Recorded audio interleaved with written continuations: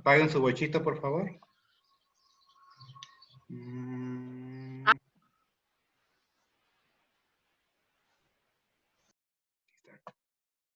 Vamos a ver órtesis.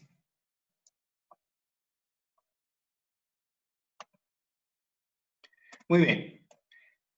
¿Qué es lo importante de las órtesis? ¿Sí?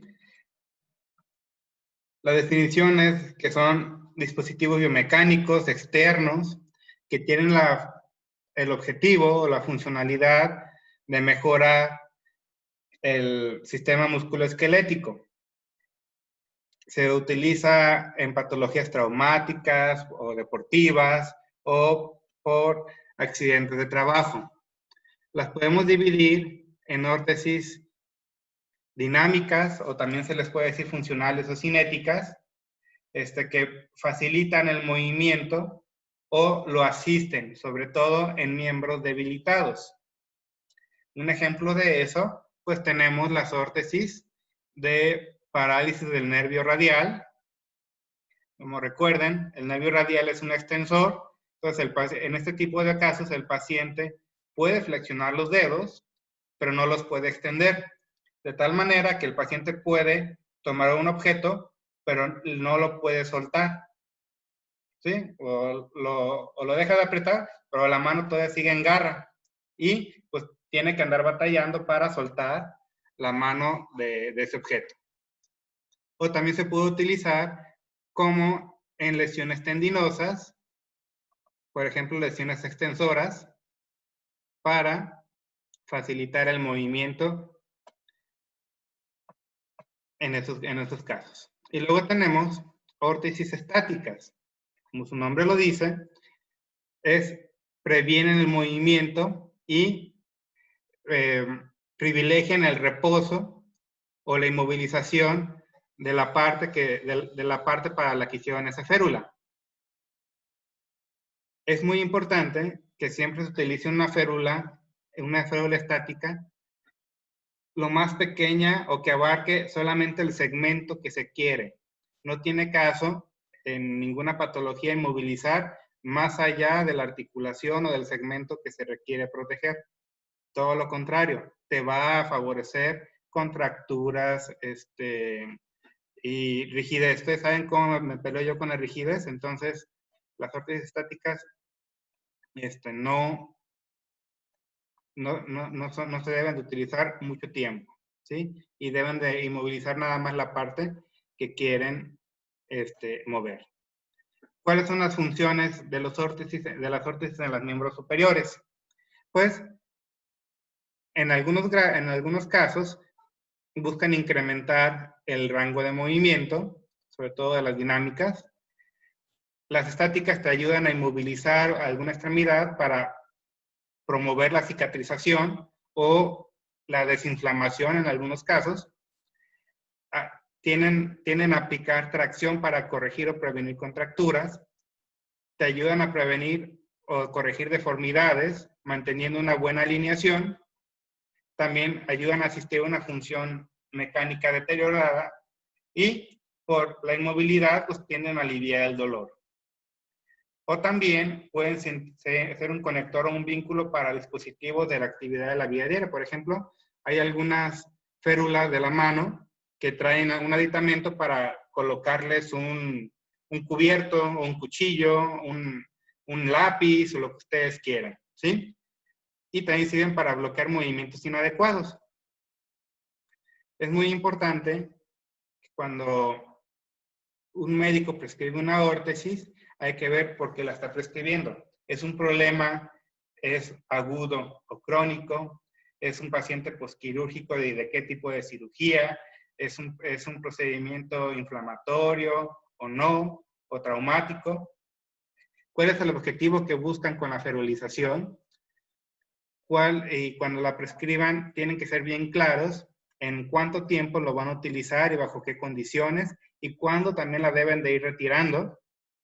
No nada más es ponértela y ya, porque muchos médicos y gente que no tiene que andar prescribiendo órtesis, las recomienda o las vende y con el afán de venderla dice, no, pues úsela, se va a sentir muy bien. pero el mexicano promedio, cuando le recetan una aórtesis, nunca piensa que es para facilitar el movimiento, siempre piensa que es para inmovilizar, como mucha gente en todo el mundo puede pensar eso. Y si no le dicen cuándo se la quite, para el paciente lo más seguro o lo más común es que nunca se la quite hasta que no pregunte, y para preguntar pueden pasar meses. Y en ese tiempo, pues ya la mano ya le quedó toda rígida, ¿sí? Ya toda contracturada, con pérdida del arco de movilidad. Por eso es muy importante hacer una buena prescripción.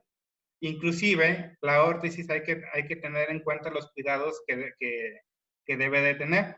Por ejemplo, las del nervio radial tienen unas liguitas. Esas liguitas se pueden ir rompiendo. Entonces, hay que estar seguros de que el paciente, cuando le den una órtesis, sepa cómo cambiarle esas ligas, cómo darle mantenimiento, cómo darle limpieza. Que ves que se quitan la órtesis y el paciente trae hongos, trae un montón de champiñones ahí donde la tenía, de que nunca se la quitaron por un momento para limpiarla y hacer aseo de la extremidad. Pues es muy importante enseñar bien al paciente a usar una órtesis.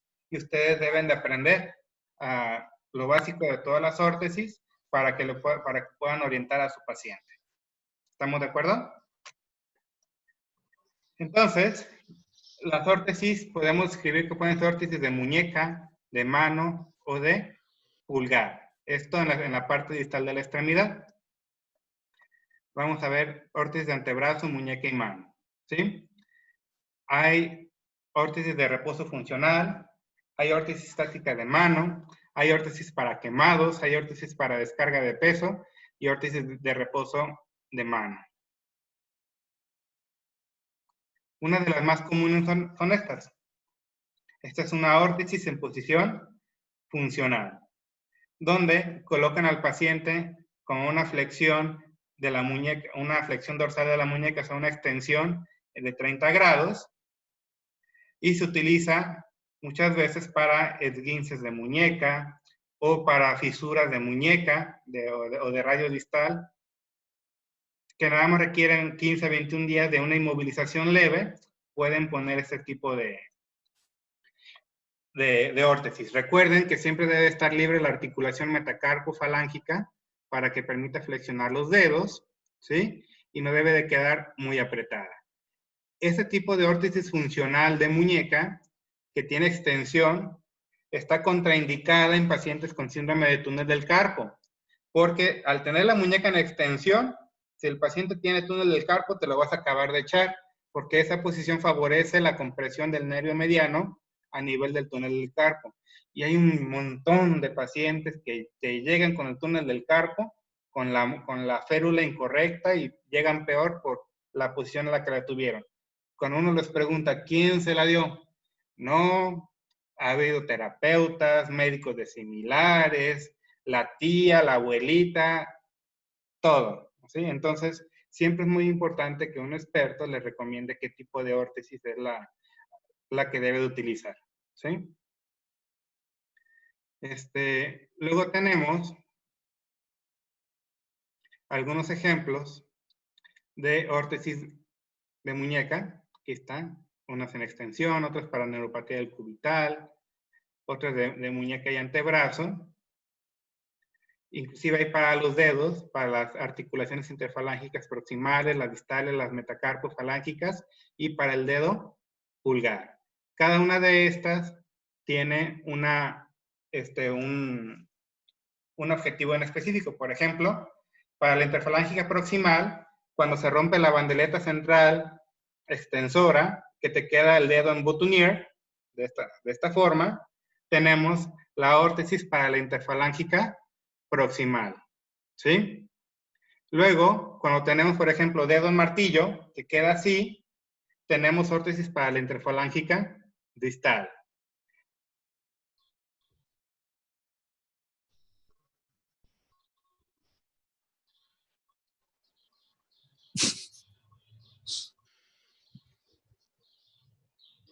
Qué incómodo momento. ¿Dónde andas, güey?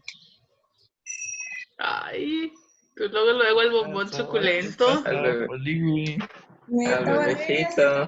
Muy bien, regresamos. Ya está el profe. Les decía, para la interfalángica proximal tenemos, como por ejemplo en la enfermedad de Boutonniere, tenemos órtesis. Para el dedo martillo, que es de la interfalángica distal, tenemos órtesis. Para fracturas de los metacarpianos o en quemaduras o en cualquier tipo de lesión tendinosa, tenemos también órtesis de las metacarpofalángicas. Y para el pulgar, por ejemplo, en tenosinovitis de Kerbein, o en lesiones extensoras o de tendones flexores o extensores del pulgar, o artritis reumatoide, o risartrosis, o cualquier otra cosa del pulgar, también tenemos órtesis. Ahorita vamos a ir viendo algunas de ellas. Pueden ser estáticas o dinámicas. Por ejemplo, esta de aquí. Esta es una órtesis estática que inmoviliza la base del pulgar. Se va a utilizar, pues, por ejemplo, en risartrosis o en tenosinovitis de Kerbein. Tiene aquí su espica para el pulgar, te la mantiene en abducción y en reposo, lo que te va a ayudar para, en el caso del Kerbein y la risartrosis, para inmovilizar y permitir la desinflamación y la analgesia. Otro ejemplo, hay que ver siempre la base funcional.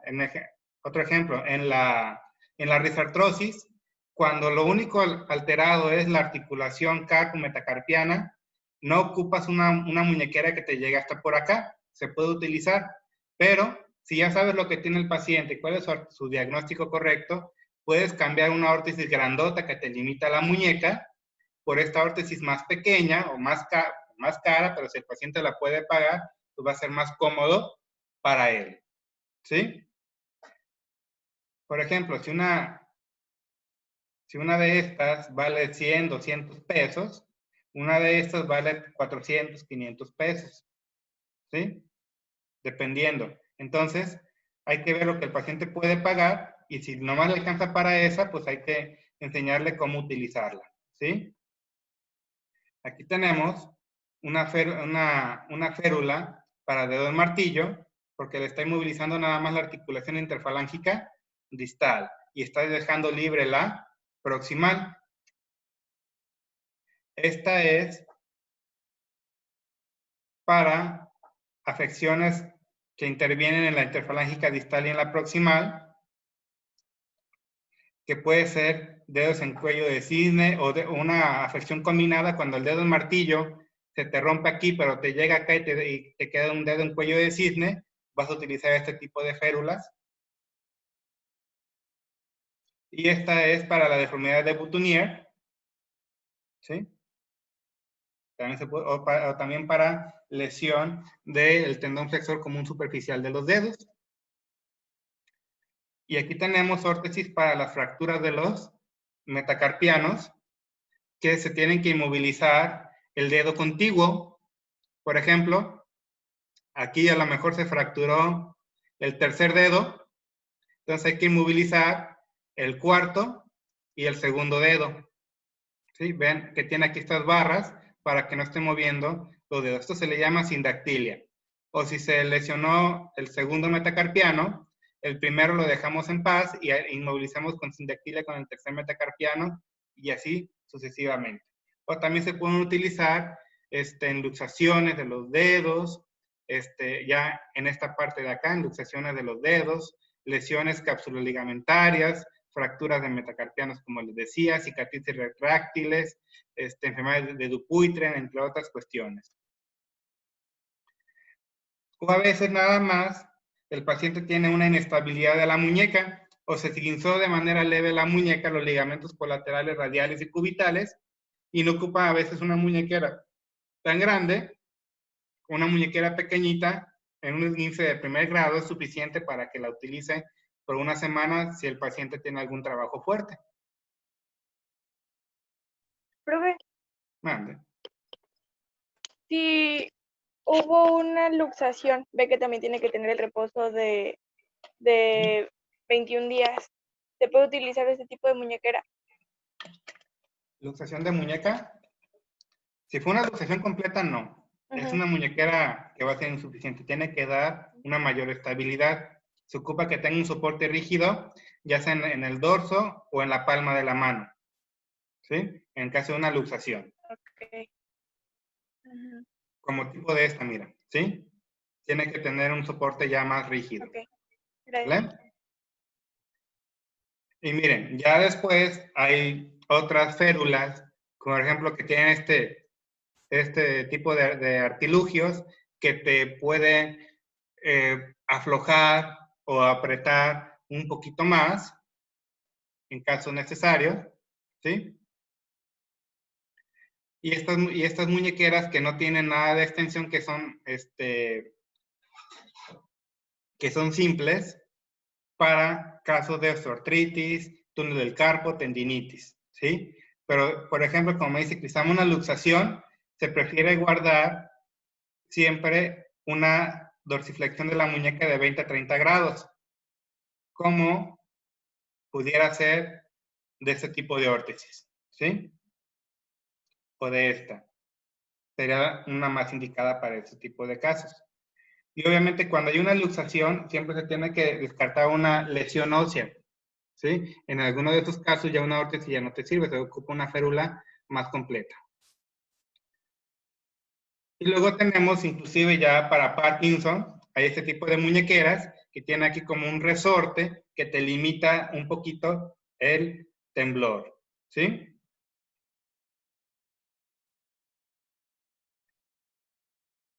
Aquí tenemos órtesis, fíjense, estas para pacientes, por ejemplo, con EBC o lesiones medulares altas o traumatismos craneoencefálicos que quedan con espasticidad.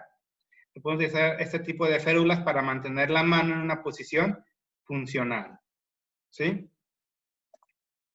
Obviamente, si el paciente tiene algo de movilidad, tiene algo de control volitivo, este tipo de órtesis no se tienen que utilizar todo el tiempo. Se tienen que utilizar nada más cuando el paciente esté en reposo y cuando pueda hacer ejercicio y movimiento y terapia se la deben de quitar. Pero también habrá otros pacientes que no pueden mover nada y que la tienen que utilizar. Solamente con ustedes pasa eso, no sé qué tengan.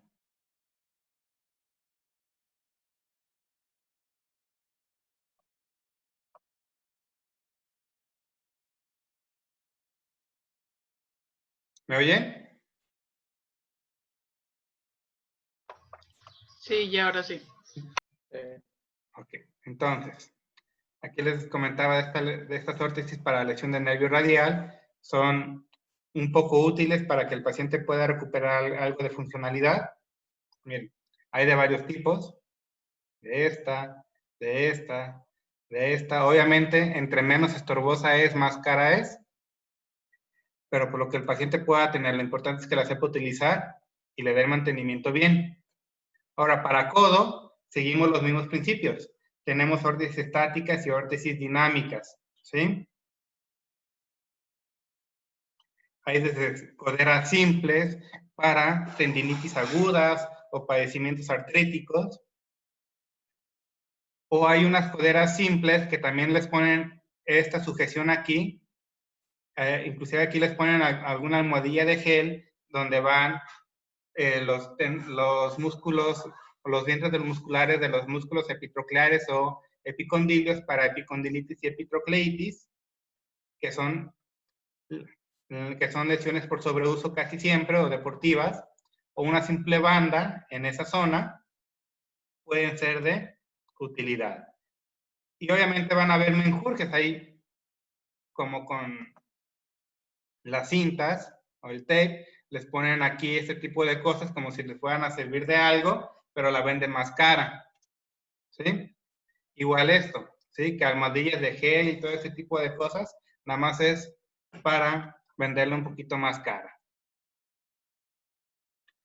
Y estas se utilizan después de cirugías, de luxaciones, de fracturas o en rehabilitación para ir mejorando arcos de movilidad, este tipo de órtesis de codo, que tienen aquí un transportador donde te puede ir fijando cuánto puedes ir moviendo ahí hasta dónde puedes mover. Te limita el movimiento cuando tú lo permites. Y luego tenemos prótesis de hombro, que pueden ser muy simples, como un simple arnés en 8, que lo pueden hacer inclusive con una venda, o para lesiones posoperatorios, por ejemplo, en cirugías de manguito rotador, o lesión de Bankart, o en luxaciones de hombro, o lesiones de plexo braquial, se puede utilizar esa férula, dice aquí, una férula tipo avión, porque parece que vas jugando al avioncito. Aquí están otras un poquito más cómodas. Y esta es la que se utiliza más comúnmente para lesión de Bankart, ¿sí? Esta de aquí, que tiene que estar entre 15 y 30 grados de abducción el hombro.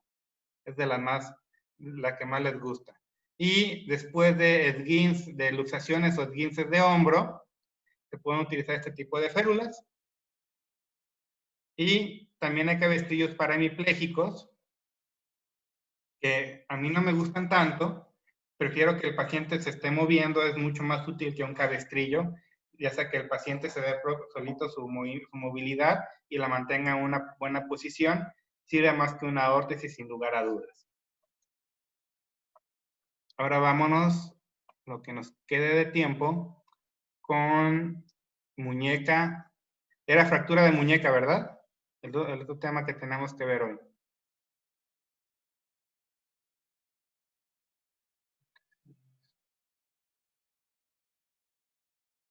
Ah, no está.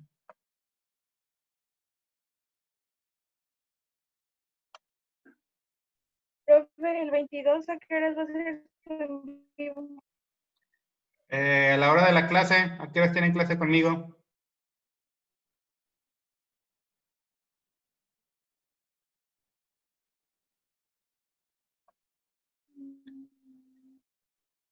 A ver, su clase conmigo es...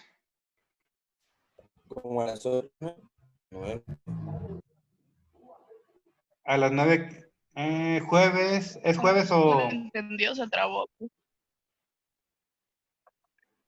El 22 es lunes. A las 11.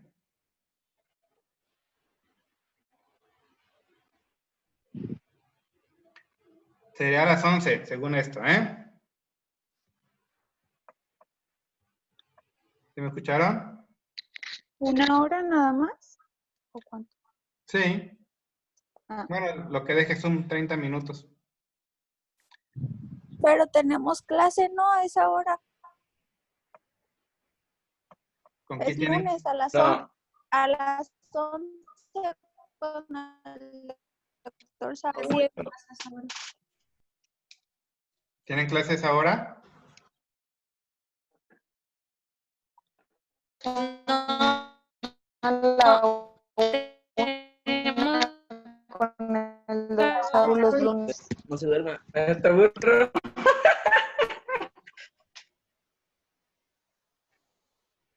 Durmiendo te burro en clase. Que no sé ni cuándo ni dónde. Estaba 8. escuchando, pero yo vi que era la 1, pero ya vi que era las 11, perdón. Te perdonamos. Entonces no tienen clases ahora, ¿verdad? Porque es mi hora de clase, no deberán de tener nadie más ahí. Yo sí tengo clase, profe, de noveno. Ah, pues ves el video en YouTube. Ah, bueno, gracias. Entonces, fracturas, ya nos queda poquito tiempo. La más común, la que todo el mundo piensa en fracturas de radio distal, es la fractura de Coles con la deformidad en dorso de tenedor, porque casi todos caen con la mano extendida, casi nadie cae con la mano flexionada. Y cuando caen con la mano extendida, la muñeca se tiende a ir hacia dorsal, lo que nos da la fractura de Coles. Pero no todo es Coles. También podemos tener fracturas así, y esa se llama fractura de Smith, que es un desplazamiento ventral. O podemos tener, por ejemplo, la fractura de chofer, o también podemos tener fractura junto con el semilunar y el escafoide del radio, ¿sí? Generalmente, los más comunes son por una caída con la muñeca en hiperextensión, que nos da el coles, con la deformidad clásica en dorso de tenedor. Es más común en mujeres y más común en mujeres mayores de 60 años.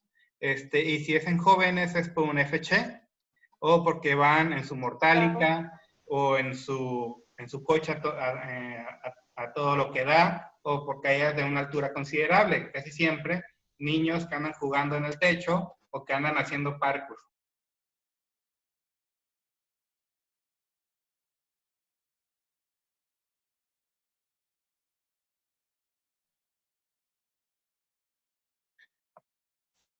¿Ya me oyen?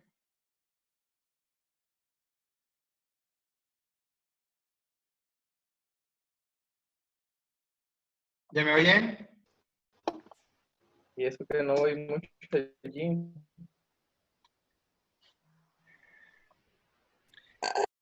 Muy bien, chavos. Parece que no está funcionando muy bien el internet hoy.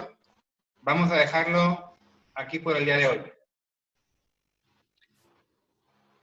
Entonces, nos vemos en 8 días. Nos vemos, profe. Disculpen, vamos a tratar de responderlo después. Nos vemos en 8 días. Voy a ver qué está pasando con el internet. Bye bye. A Yajaira también le pasa lo mismo siempre, profe. Adiós. Adiós. Adiós. Antena 5G. Ah, sí. Burro.